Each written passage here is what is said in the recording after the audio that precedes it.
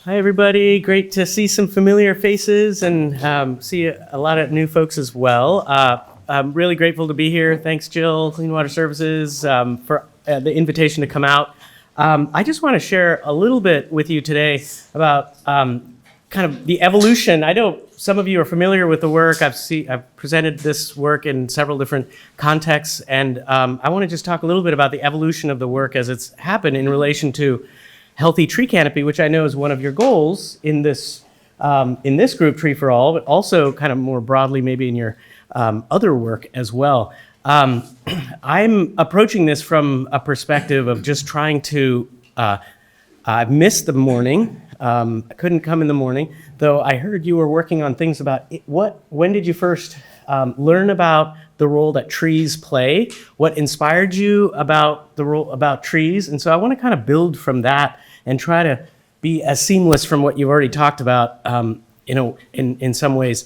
For me, the basic inspiration is being witness to the wonder of what happens around when you see people interacting with ecosystems. And in my world, mostly in urban nature, having kind of brought a lot of kids out from the city into parks and into woods, watching folks, especially young folks, interact and find ways to navigate some of these complex ecosystem functions and patterns that might be happening all around us. And that's more than anything else what inspires me in this work and keeps me going. The everyday things as well of watching people on a hot day, who's choosing what side of the street, who's choosing the other side of the street, watching little ants or caterpillars figuring out how to move through particular landscapes, watching the water not soak my socks. Sometimes I wear sandals with socks, yes, it's true, and not soak my socks when there's an abundant tree canopy around me and the parking lot's not filling up with water. These little things of every day, it's constantly at work, and that's more or less what I'm trying to sing. That's more or less the song I'm trying to sing everywhere I go. I just came back from the National Recreation and Parks Association in Atlanta, 10,000 people trying to grapple with some of these topics and thinking about skate parks in the context of trees, trying to think about lifeguard pipelines for underserved communities going into lifeguard duty and trees, and trying to think about how do we interact with these ecosystems in areas that we may not have traditionally.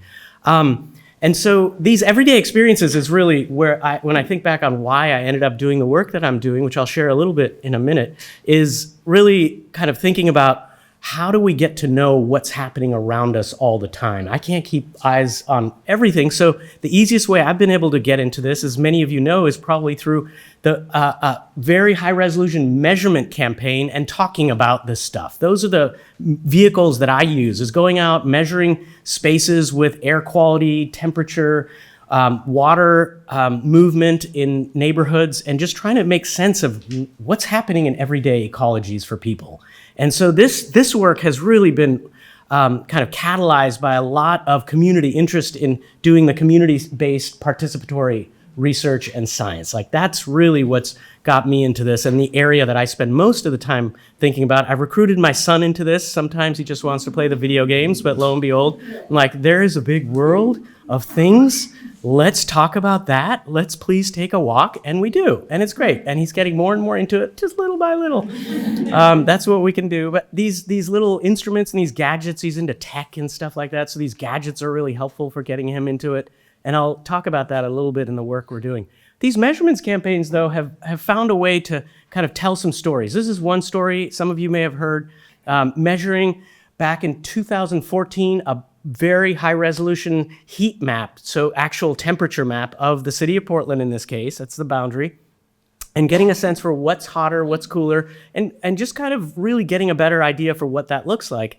This was done in 2014. I had brought some folks from Oregon Health Authority together, folks from City of Portland, folks from Multnomah County Public Health, and brought them all together in a conversation saying, we're seeing about a 20-degree difference, and on a 100-degree day, it's going to be really hot in some parts, and there's going to be very big impacts that occur. And many of those impacts are going to happen over here in the east side of Portland. And we saw a massive heat dome come through in 2021, And what we saw was essentially not rocket science prediction, though it was pretty noticeable, measurable, and obvious when the medical examiner released the addresses of the places where people had died. And it became then pretty self-evident that this work is not that hard to do, yet really, really necessary for trying to get some proactive work. When I presented to these groups and I talked to some of the folks who were very well-intentioned, wanting to do it, I more or less heard in 2014, that's cute. Keep doing it. Great measurements. Keep doing it. I was like, this has a direct relationship to what's happening on the land and with the communities we're trying to serve, right? So what is it that we can do about it? And I didn't get much traction. 2021 got traction, right? It took some time. So that's another theme I want to come back to, is this idea of time and what time means in this work. It doesn't happen overnight, as many of you know, and trying to stay with it consistently. And as some folks say, endless pressure, endlessly applied, right? That is the way that some of this work really happens. So related to time, we started digging into this a little bit more in the relationship between heat and trees and trying to explore that a little bit. Recently, some graduate students at Portland State and I worked on a project where we're trying to take just a snapshot of what happened before this heat dome event. 2014 to 2014 over here to 2020 up here, right before the big heat dome. Where was canopy? What was tree canopy doing in the region? What did it look like? What was the distribution? And can we start characterizing it in terms of areas that didn't have any change, areas that gained a little bit of tree canopy, areas that lost tree canopy, and then not places that had no canopy at all? And we can do this with high-resolution satellite imagery, and it's relatively straightforward. There are many, many techniques for doing this. So we looked at this for the city. This is LADS, but we also looked at it for the region. And when we looked at it for the region, comparing 2014 to 2020, we can look at some of the big swaths. This purple is the most net area loss of tree canopy in the region. And so this is taking essentially at a block group scale, so census block group scale, and just kind of like totaling the canopy loss in these areas and looking at areas of Washington County, looking at areas of Portland, and trying to make sense of what was happening just before this big heat dome event. And as we started to dig into this a little bit more, we started learning pretty quickly that this map, and I presented this to City Council shortly after, this map connected to this map, connected to this map, really tells a pretty compelling story, right? So we were taking trees out in the areas that were the hottest in the city of Portland up until the heat dome. So salt on the wound in these areas that had already limited less tree canopy, and yet those are coming out, those trees, and we see this fatality map showing up. And so that, when I started connecting those dots, it was something, and it's a little off. We had areas, for example, Overlook area, didn't quite, these are fatalities, by the way. This is a very blunt measure of impacts from a changing climate and extreme events. Like when someone dies, it's like the end, right? It's the obvious, like, not the illness, not the asthma, not the COPD, not the sleepless nights. It's like a much bigger impact in this case. So nevertheless, we could still start seeing a clustering of patterns that start to tell us a story. We took this and applied, and we said, wait, this couldn't be a Portland-specific thing, because Portland's doing a lot of things in planting and conservation. There's a heritage tree program. There's a bunch of fee in lieu programs and policies to be able to keep trees in place. So this can't be just a Portland thing. So we looked at 33 other cities around the country and started looking at the question of, are trees coming out in areas that are the cooler neighborhoods, or are trees coming out in the area that are hotter neighborhoods? Because in Portland, they seem to be coming out in some of the hotter neighborhoods. So we looked in this case at the cooler neighborhoods. This is 33 cities across this y-axis, and the blue is the loss of tree canopy. The orange is the gain of tree canopy, and the gray is there's no change in in these cool neighborhoods. So these are the neighborhoods that tend to have more tree canopy, tend to have smaller developments, not as much parking lots, not as much low-slung brick cinder block buildings. And these are the cooler neighborhoods. And what I see is there's some cities or areas like San Jose, Santa Clara that are losing a lot. That's the long blue line there, that are losing a lot of tree canopy. Though most of them are essentially in the cool neighborhoods, the largest proportion, if you just blur your eyes, is the gray here.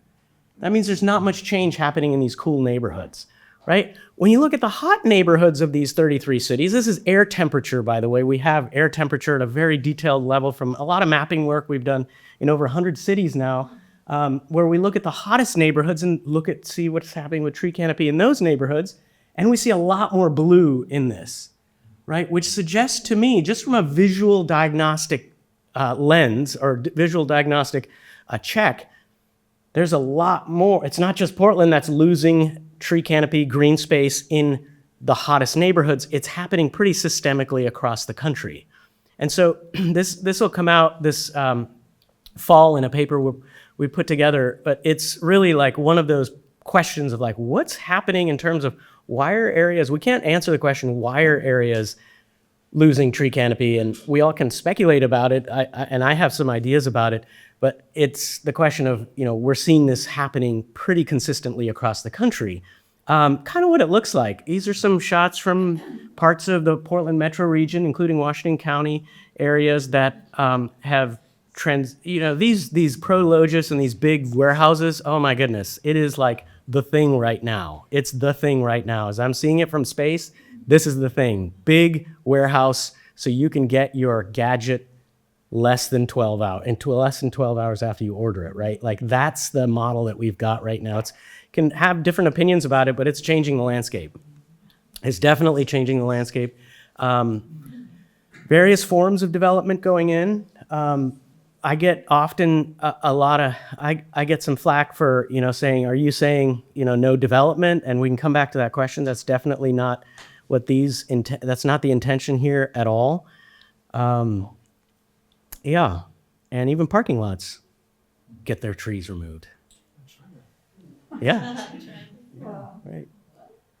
So I want to pivot a little bit of this question of like, okay, what is it? And so what is this telling me as I'm kind of stepping back and thinking about this? I want to offer this idea of, it's a little bold to call it a recipe book. It's definitely not. It doesn't have, pinches of this and like, and kind of cups of that. It's a little bit more of a metaphor, if you will, of a cookbook of sorts, but just really trying to think about what it means to do community engaged greening in the context of rapid loss of green space in hotter neighborhoods, a big shifting climate system that's unwieldy and affecting a lot of communities disproportionately. And so the group that I work with as an advisor, Kappa, we kind of got together and we said, what can we do with this canopy work and that we're trying to develop? And they said, well, we can think about this canopy action map planning programs where we can start thinking about putting this together in a coherent set of activities and programs.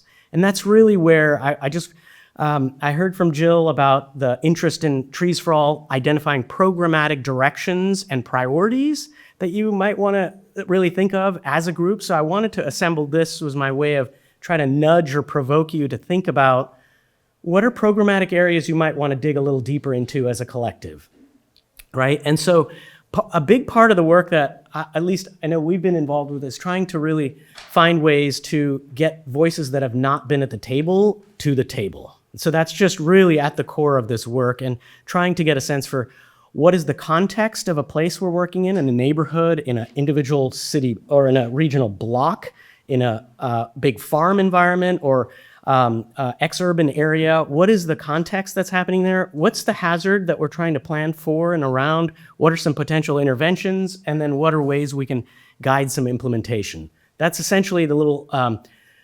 a set of recipe ingredients that I want to walk us through in the little time I have here. So establishing this context, defining the hazard, really thinking about those interventions, and then what is the implementation. Fundamentally, the goal, at least that we've come up with, is to try to support the generation of relevant knowledge for accelerating multi-stakeholder networks that center communities in urban greening programs.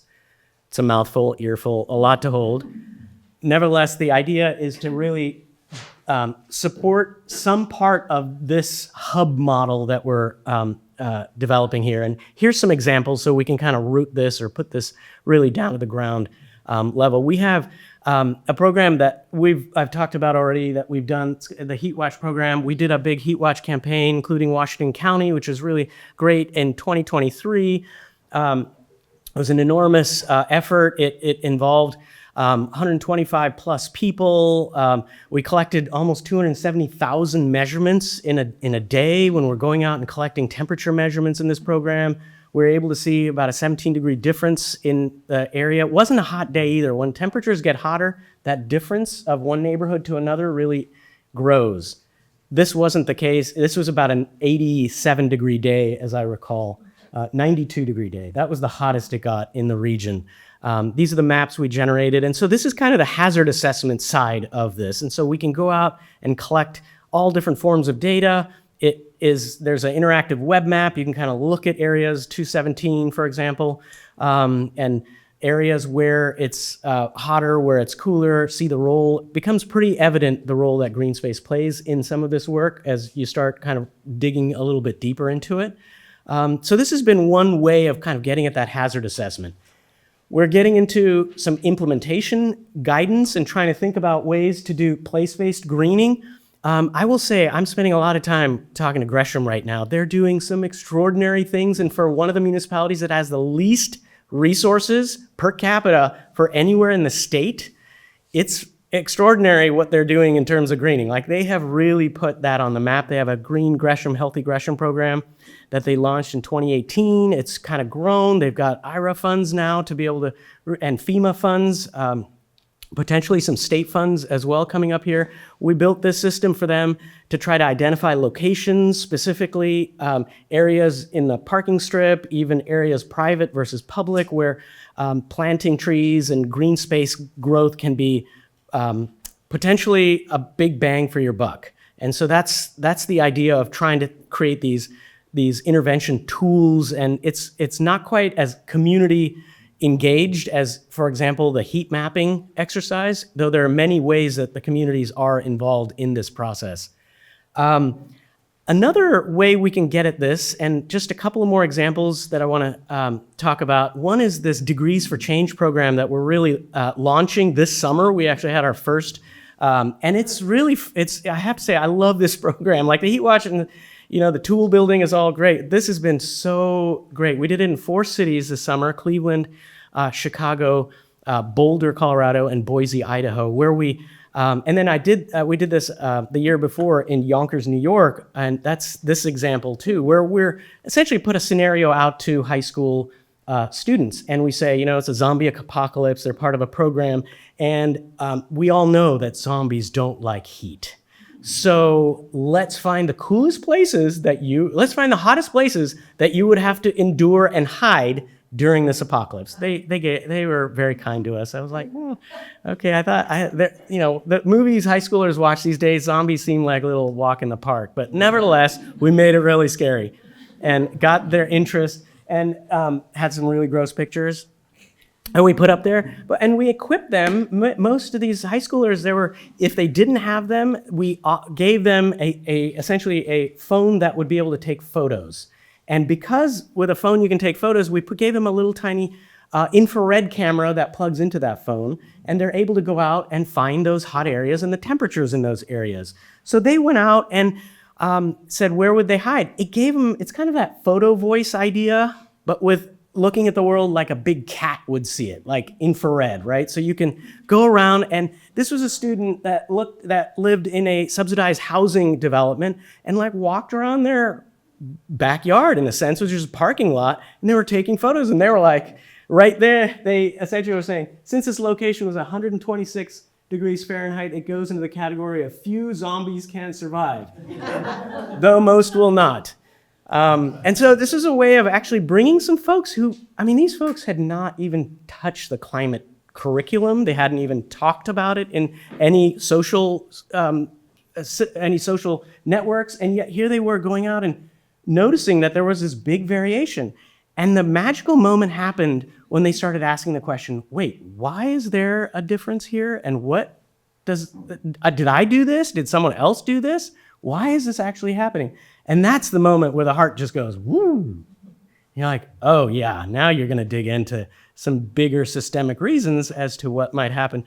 We also set up in these schools a set of sensors. We do a lot of sensor work, as you may know, and we set it outside the school along neighborhood is a Boulder example, and within the school, outside as well as inside the buildings. So we're able to see how the school is actually moderating some of these temperatures, and we characterize the site and get some details on how much. I didn't put any of that information here, but really what we start seeing then is how these temperatures vary in different sites. And we're actually bringing that back to the students. These students who went through this exercise, these haven't yet in Boulder, but these students ended up taking it to City Council and actually talking about how hot it is. City Council turned around and created a $4 million tree program because they told us the kids were really compelling in their stories about why they needed to green their spaces. And so that started a whole conversation, combined then with some of the data sets that we can then start to kind of send their way. It starts to tell a more rich picture as to what's happening in some of these places. A couple of other things I just want to point out. This Modeling Neighborhood Change program is one where we're really trying to take a place and say, what would happen if you just create an asphalt jungle here? So you take a neighborhood, this is all computer simulation work, where you take a neighborhood like this, you use a energy balance fluid dynamics model. It pushes a bunch of hot air through the neighborhood based on what kind of trees are there, what the building materials are, what the design of that city block is. There's certain distribution of heat that happens, and you can quantify that over time. Instead of taking all the trees out for real, which in some neighborhoods is actually happening, we did this simulation to see what that temperature difference was. And then the Forest Forever was the attempt to say, wherever there's any available planting space, let's get some greening in that, and what are the temperatures throughout the day. And we saw, in this case, if you take the trees out of this relatively canopy-rich neighborhood, it's about a 13-degree bump in temperature Fahrenheit. So it's a way of at least getting some numbers in a way that allows us to be a bit more dialed into what could happen should we not pay attention to some of these potential greening options in the neighborhood. Last thing I want to touch on is just the climate resilience program that I've been really excited about, and this is just one of the more long-term projects we've been engaged with. This is a city of Jackson. I love talking about this because it's one of those examples that you just can't get enough of because there's new things that keep emerging in this program. It's one street, it's a corridor, and the community identified it as a place that really want to kind of reimagine it. And because it was historically a Black African-American cultural and economic center that has just been really gutted, and it's really, there's one church there on one end, and a little distance there's another church almost bookending it. So the churches are the prime vehicle by which we're actually starting to have some of these conversations with local community groups. So there's a church-based, faith-based program that's actually starting to explore what does it look like to bring people back onto the street. Oh, this side of the street's real hot. We don't want to be here. That side of the street is not. So how do we actually start thinking about what greening here looks like? We're at a point where Mississippi State landscape architecture students have started putting in an entire park, a concert park area with greening at one end, and then starting to think about business development along the corridor and what it would look like to get more pedestrian activity. We've been surveying the pedestrians on the intercept surveys, pedestrians that walk up and down. We did that on Juneteenth, when there was a celebration in a nearby neighborhood. We also have gone and set up a bunch of sensors in that area to see what the diurnal and nocturnal temperatures are like throughout the area as a baseline, because EPA just put in $2 million. There's a $3 million IRA grant that's going into this as well. So there's going to be some green space emerging pretty quickly on this, and we want to have a baseline so we can actually start quantifying what some of those differences are. All right, my last thing I'm going to just touch on is this. This is the crescendo. This just, oh man, this was a ton of work. Because if you can green LA, you can green any place. Like any place, I'm convinced. And this was something we spent a ton of time on. We created this thing called the Urban Forest Equity Collective, which 3 reports these are dense reports, 3 reports. You can go to cityplants.org and find them. They're extraordinarily rich in history and context. So this is that context setting piece. And what it basically spells out is what is the distribution of green space in LA look like? Over 45% of the green space in LA is in 4 neighborhoods, right? And when you start seeing things like that, you start saying, okay, so what is going on with the city and the county in terms of greening? And with California, with the cap and trade money that they have and with IRA money they have, there's no excuse to start saying that resources is a limitation for thinking about greening in this environment. So we worked over the last 4 years in essentially developing some frameworks that we think could, as outsiders, we can't go in and do much. So in terms of actually getting hole in the ground and putting trees in and stuff like that. So we're really working with this coalition of both city as well as nonprofit agencies, public and nonprofit agencies, as well as a design firm, Stas, to essentially identify what are the low-hanging fruit and then what are the more long-term kind of big lifts that might need to happen. And so what we came up with, and I'm going to walk you through this because I really do think this is kind of the niftiest thing around. So this was an attempt to try to figure out a planting strategy for trees in a very concretized space. So what we came up with was there's tree planting happening all over and there's different prioritization schemes for that. What we don't have is a preservation, and a lot of the research we're doing right now is pointing to the fact that you can spend a lot of money on planting trees, but the conservation, the preservation of the existing trees is where you really want to put a lot of your effort for a lot of reasons we can talk about.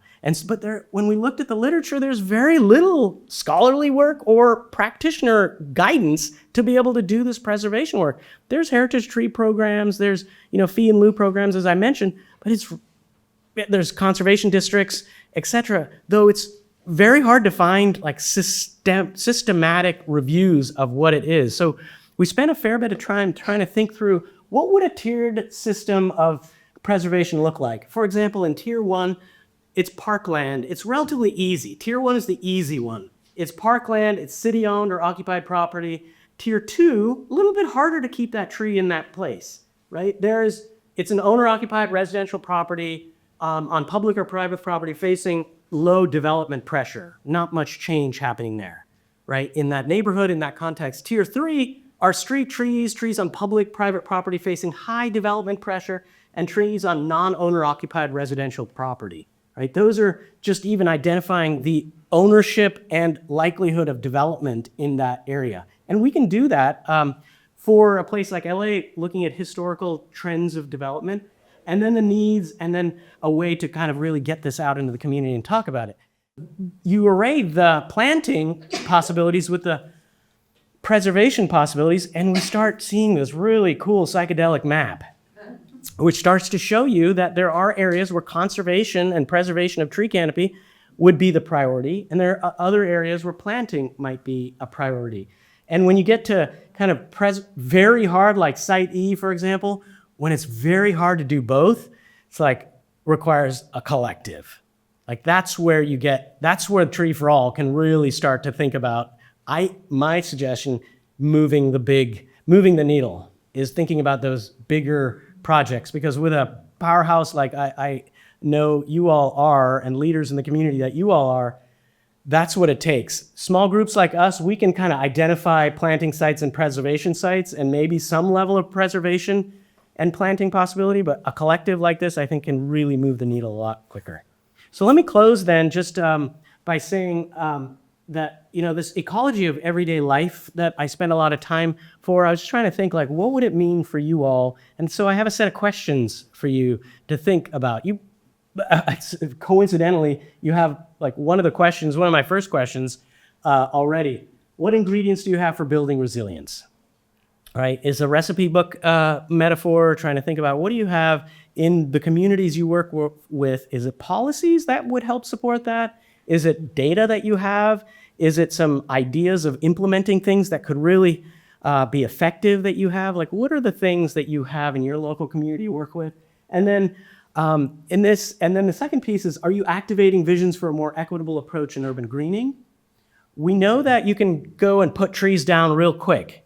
Though to do the work with the community, as we've been learning, and to really engage in that conversation, takes time, it takes trust, all the things you're all well aware of to build that equitable approach. And then, can you center those who face disproportionate harm in the work that you do?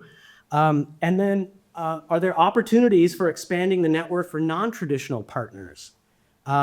Going to, whether it be the nurses, the healthcare folks who I've been talking to, or whether it's folks who are doing skate parks, like skate park designers, really interesting non-traditional partners in some of this work.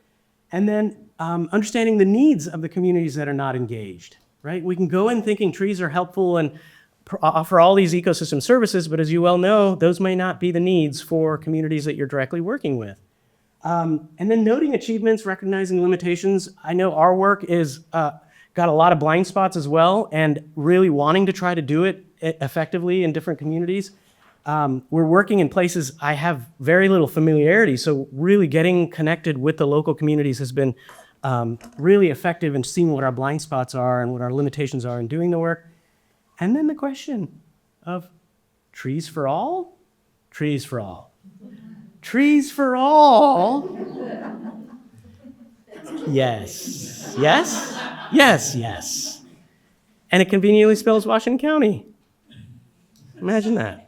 I'll leave you with this quote. As someone who's really wanting to build bridges and been a undisciplined scholar, trying to build bridges across disciplines, I really found this on a redwood tree in Northern California, where I do my summer camps with the kids. To be like these, straight, true, and fine, to make our world like theirs a shrine. I gotta get emotional. Sink down, O traveler, on your knees. God stands before you in these trees. All right, thank you for your time. Really appreciate it.